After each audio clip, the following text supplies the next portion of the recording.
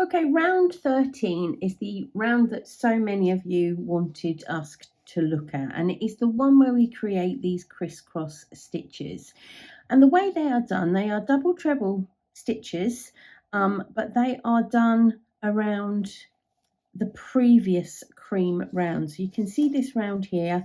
This is where we're going to put our hook to make those double treble stitches.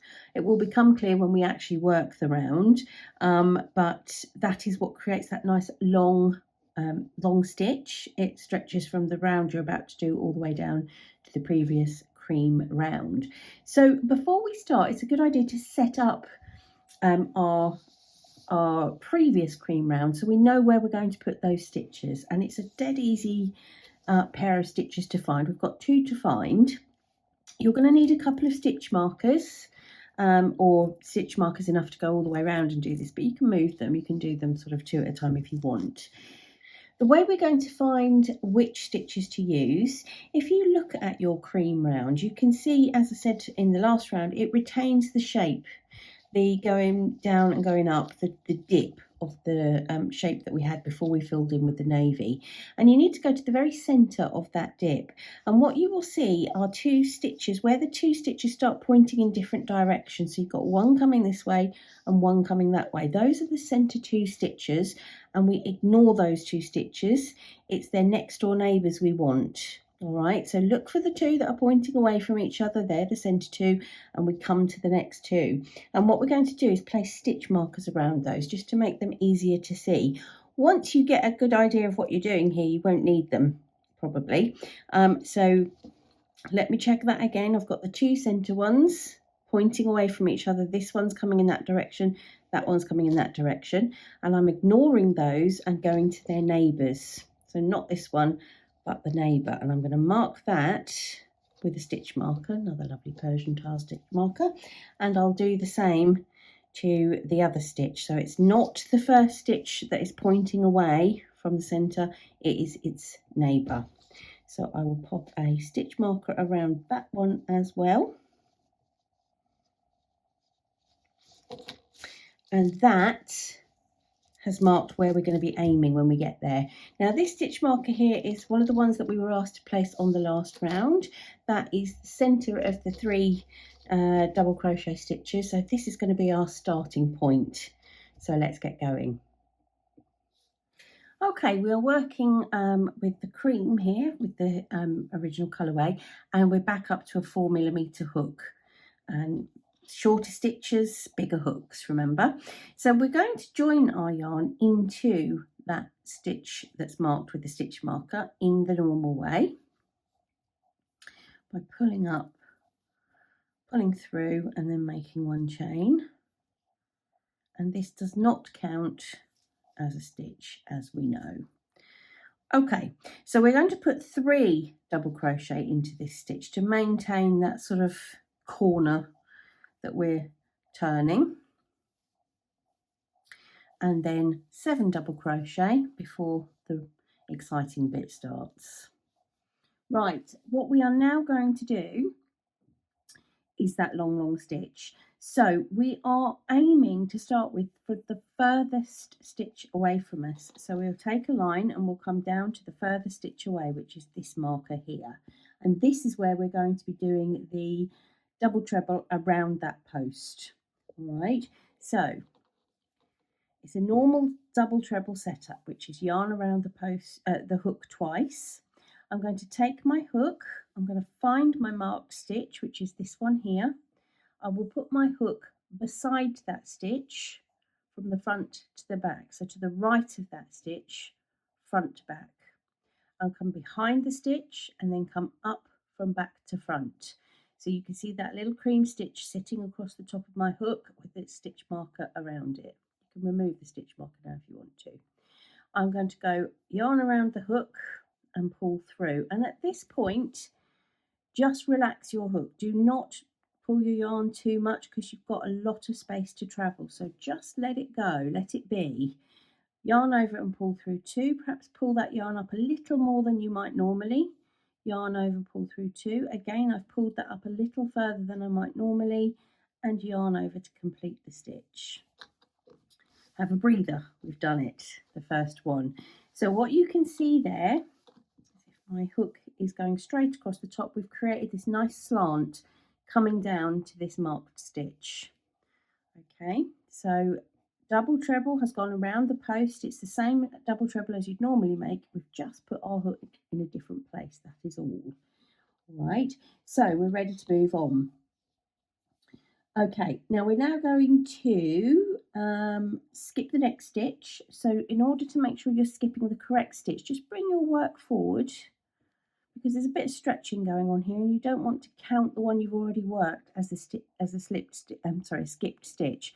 I've already worked this stitch here, so I'm going to skip the next one and put one double crochet into the next two stitches.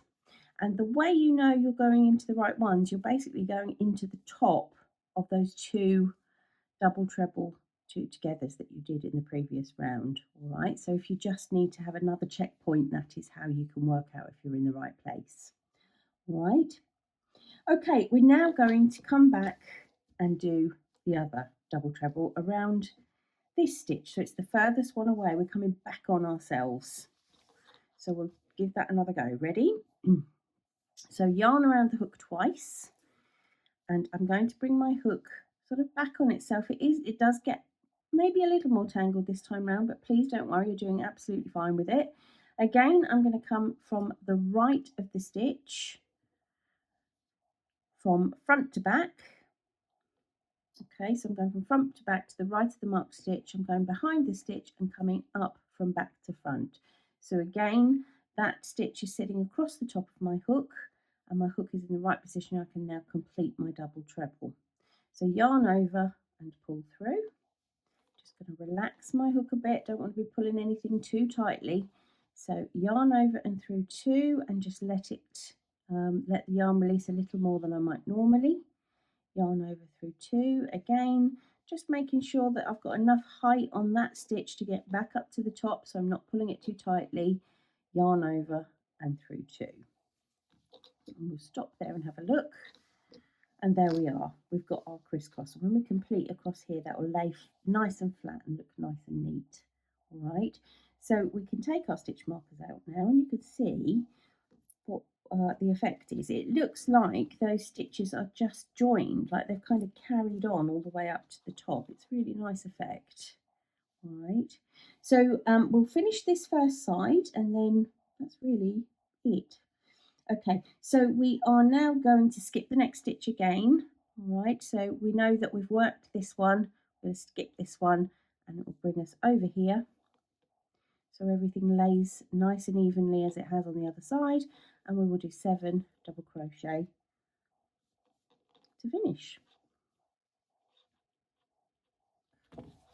So there we go, that is our first side with our crisscross stitch completed. So let's just recap. The things that will make this really easy for you is if you mark the stitches, and we know how to find them. We find that the centre pair is 2 stitches, that's the first stitches that are pointing away from each other, and we mark their neighbours. All right, and when we get to making our double treble, we just maybe let a little more yarn out than we normally would, so make that stitch a little looser than it normally would be, just to give it the extra height to get it right back up to the level that we're working at. Not too much, because by its nature it is a long stitch. When we're looking to skip stitches, bring your work forward just to make sure that you are skipping the correct stitch, and you know that you'll be in the right place if those middle 2 double crochet you're doing are sitting in the top of the double treble 2 together stitches that you made on the previous round. Okay, so those are all the tricks, all the secrets to be able to do these crisscross stitches. I'm going to go around, complete the rest, and we'll have a look at the finished round. Right, here we go, last 2 stitches.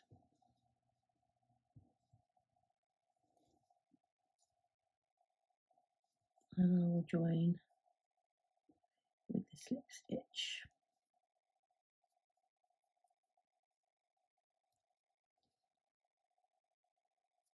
Said and done, wasn't it? Right, there we go. Let us cut the yarn.